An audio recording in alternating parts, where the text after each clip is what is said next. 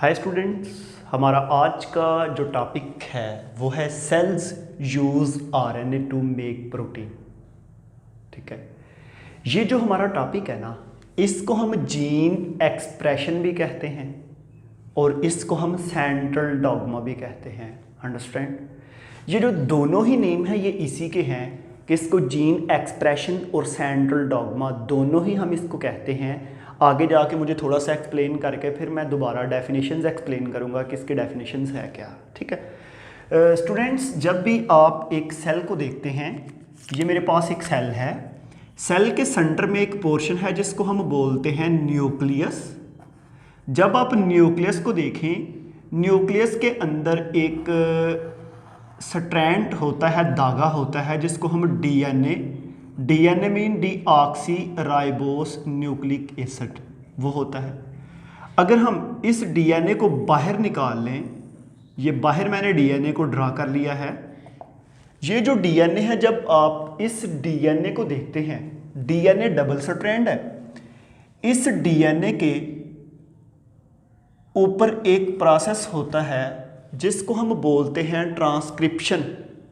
ये जो ट्रांसक्रिप्शंस है, इस ट्रांसक्रिप्शन के नतीजे में आगे एक चीज़ बनती है जिसको हम बोलते हैं मैसेंजर आरएनए। अब ये जो मैसेंजर आरएनए है, ये न्यूक्लियस में बन के साइटोप्लाज्म के अंदर आएगा और इस मैसेंजर आरएनए से फर्दर प्रोटीन बनेगी जिसको हम बोलते हैं ट्रांसलेशन। ठीक है जी, तो इसका मतलब फिर ये हुआ कि डबल स्ट्रैंडेड डीएनए से सिंगल प्रोटीन बनना जो है, इसमें दरमियान में दो स्टेप आते हैं। एक को बोलते हैं ट्रांसक्रिप्शन और एक को बोलते हैं ट्रांसलेशन। आज के टॉपिक के बाद हमारा जो नेक्स्ट टॉपिक है वो है ट्रांसक्रिप्शन, और ट्रांसक्रिप्शन के बाद उसके बाद जो नेक्स्ट टॉपिक होगा वो है ट्रांसलेशन। इसका मतलब फिर ये हुआ कि डबल स्ट्रैंडेड डीएनए से सिंगल स्ट्रैंडेड मैसेंजर आरएनए जो बनता है, ये पूरी डिटेल हमने देखनी है कि ये बनता कैसे है। ठीक है जी, और मैसेंजर आरएनए से जो प्रोटीन बनती है ट्रांसलेशन के जरिए, ये भी पूरी डिटेल देखनी है कि ये कैसे बनती है। आपने एक, शायद आपको एक चीज़ का अंदाज़ा है कि जब भी कोई मूवी आती है तो उससे पहले उसका ट्रेलर आता है, तो ये जस्ट एक ट्रेलर है, ये जीन। अब सुन लें, आप ये भी कह सकते हैं formation of protein from DNA through messenger RNA called central dogma, और नेक्स्ट आप ये कह सकते हैं formation of messenger RNA from DNA called gene expressions. ठीक है, तो यहाँ पे ना एक चीज़ और मैं आपको बता दूं कि आपके इस पैराग्राफ में एक वर्ड है फाउंटेन हेड, जिसका मतलब होता है सरबराही करना। आपकी बॉडी के अंदर जितने भी इंफॉर्मेशंस हैं, ठीक है, वो सारी की सारी डीएनए के अंदर मौजूद है। डीएनए उसकी सरबराही कर रहा है, डीएनए ने उसको कंट्रोल किया हुआ है। ठीक है, तो ये जो है ट्रांसक्रिप्शन भी हो गया, ट्रांसलेशन भी हो गया। यहाँ पे ना एक चीज़ मैं आपको बताता हूँ, एक चीज़ मेरी सुननी है। फॉर एग्जाम्पल, ये आपका टोटल डीएनए है।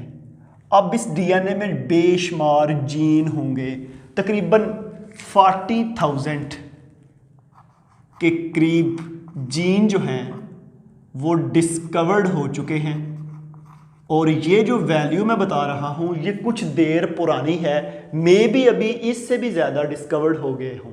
ठीक है, आपकी बॉडी में बेशुमार जीन है, जिस तरह आई कलर को कंट्रोल करना, स्किन को, आपकी वॉइस को, आपकी हाइट को, आपके वेट को, ये सारी चीज़ों को कंट्रोल करने के लिए आपकी बॉडी के अंदर एक जीन होते हैं। ठीक है, मैं आपको एक चीज़ बताता हूँ। मेरी स्किन का कलर है ब्लैक, उसकी वजह है मेलानिन प्रोटीन बनना। अगर मैं धूप में जाता हूँ तो मेलानिन प्रोटीन ज़्यादा बनेगी। इसका मतलब है मेलानिन प्रोटीन बनाने के लिए मैसेंजर आरएनए चाहिए, और मैसेंजर आरएनए कहाँ से आता है? डीएनए से। डीएनए से कहाँ से? जीन से। कौन सा जीन? जो मेलानिन प्रोटीन बनाने वाला जीन है। अब ये जो है, यहाँ से लेके ना, मैं इसको ना ग्रीन से शो करता हूँ, यहाँ से लेके यहाँ तक ये एक जीन है, और ये कंट्रोल करता है मेलानिन प्रोटीन को, ये मेलानिन जीन है। ठीक है, जब इससे मैसेंजर आरएनए बनना है ना, तो इस जीन से कुछ पीछे, मतलब 25 न्यूक्लियोटाइड पीछे या 75 न्यूक्लियोटाइड पीछे या 25 न्यूक्लियोटाइड पीछे, उसको बोलते हैं upstream of gene. Gene start होने से पहले कुछ स्पेशल साइट्स होती हैं जिनको हम बोलते हैं प्रोमोटर। क्या बोलते हैं? इसका मतलब फिर ये हुआ कि हर जीन के स्टार्ट होने से पहले कुछ साइट्स हैं जिसको कहते हैं प्रोमोटर। उस प्रोमोटर के ऊपर आकर डीएनए पॉलीमरेज अटैच होता है और फिर आरएनए पॉलीमरेज अटैच होता है और फिर फर्दर बनाता है मैसेंजर आरएनए। जिस तरह आपने डीएनए रेप्लिकेशन के टॉपिक में पढ़ा था कि डीएनए की डबल कॉपी बनाने के लिए डीएनए पॉलीमरेज यूज होता है, और यहाँ पे आरएनए बनना है तो यहाँ पे कौन सा यूज होगा? RNA polymerase. और आरएनए पॉलीमरेज किस जगह पे जाके अटैच होता है उसको क्या बोलते हैं? Promoter site. और कौन अटैच करता है? वो आरएनए पॉलीमरेज के अंदर एक फैक्टर है जिसको हम बोलते हैं सिग्मा फैक्टर। ठीक है, ये जो अटैचमेंट सिग्मा फैक्टर, इसकी मैं बकायदा डायग्राम बना के ना आपको ट्रांसक्रिप्शन वाले टॉपिक में पूरा बताता हूं कि ये क्या है। अभी जस्ट आप जहन में इमेजिन करें कि आप पढ़ने क्या जा रहे हैं, आपने पढ़ना क्या है टॉपिक को। आपको ये आप कह सकते हैं एब्स्ट्रैक्ट्स कह सकते हैं आपको। Next 2 topic transcription and translation का एब्स्ट्रैक्ट है ये। ठीक है, तो अपस्ट्रीम ऑफ सिंगल मीन के यहाँ से इतने न्यूक्लियोटाइड पीछे वो स्टार्ट होता है। अब जिस जगह से जीन ख़त्म हो जाता है ना, फॉर एग्जांपल मेलानिन प्रोटीन बनाने वाला जो जीन है वो ख़त्म हो गया, तो वहाँ पे आगे फिर डीएनए आरएनए पॉलीमरेज रुक जाएगा। इसका मतलब है वहाँ पे कुछ स्टॉप सिग्नल आएंगे और आरएनए पॉलीमरेज को पता चल जाएगा कि यहाँ पे ये जीन ख़त्म हो गया है, अब मैंने फर्दर ट्रांसक्रिप्शन नहीं करनी, वो रुक जाएगा वहाँ पे। तो ऐसे हमारे पास ना फिर जब मैसेंजर आरएनए की कॉपी बन जाएगी, ये याद रखना है एमसीक्यूज के ट्रांसक्रिप्शन ऑलवेज अकर इन न्यूक्लियस। ट्रांसक्रिप्शन न्यूक्लियस में होगी। अब यहाँ से न्यूक्लियस से मैसेंजर आरएनए बन के जब साइटोप्लाज्म के अंदर आएगा, ये जो मैंने साइड पे रीजन बनाया है इसको हम बोलते हैं साइटोप्लाज्म। अब जब यहाँ पे साइटोप्लाज्म के अंदर आता है तो आने के बाद इसमें होगी ट्रांसलेशन और इससे बनेगा प्रोटीन। हम इसको पॉलीपेप्टाइड चेन भी कहते हैं। पॉली मीन मैनी, पेप्टाइड होता है, 2 अमाइनो एसिड के दरमियान बॉन्ड होता है, उसको पेप्टाइड कहते हैं। ठीक है, इसकी डिटेल आपने फर्स्ट ईयर में 2nd चैप्टर जो था बायोलॉजिकल मॉलिक्यूल्स, उसके अंदर आपने प्रोटीन का जब स्ट्रक्चर्स पढ़ा था तो वहाँ पे आपने पढ़ा था peptide, glycine, alanine, threonine, proline, glutamic acid, उनके दरमियान बॉन्ड बनते थे जिसको पेप्टाइड बॉन्ड कहते हैं।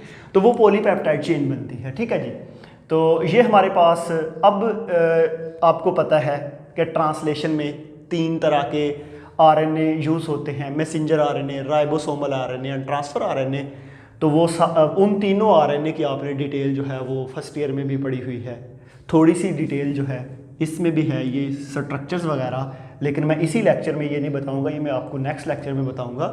तो मैं आपसे अब स्टूडेंट्स एक चीज़ पूछता हूँ कि आपको ये जो टॉपिक है ना, इसमें क्या क्या क्लियर होना चाहिए। सेंट्रल डॉग्मा भी आपको पता हो क्या होता है। आप ये बता सकते हैं combination of transcription and translation called central dogma. इसको हम जीन एक्सप्रेशन भी कहते हैं। आपको आरएनए पॉलीमरेज का पता हो कि उसका मतलब है मैसेंजर आरएनए बनाना, उसने अटैच कहाँ पे होता है? जीन की upstream of specific position called promoter site, वहाँ पे आके अटैच होता है। उसको कौन बताता है कि आपने यहाँ पे अटैच होना है? आरएनए का एक पार्ट है जिसको सिग्मा फैक्टर कहते हैं। फिर मैसेंजर आरएनए बनेगा, आगे जब आएगा तो वो प्रोटीन बनाएगा और प्रोटीन बना के फिर आगे जो है प्रोटीन वो डिफरेंट मैकेनिज्म में यूज़ होगी। तो ये हमारा एक छोटा सा टॉपिक था। तो स्टूडेंट हम अपने टॉपिक को यहाँ पे कंप्लीट करते हैं। तो आज के लिए थैंक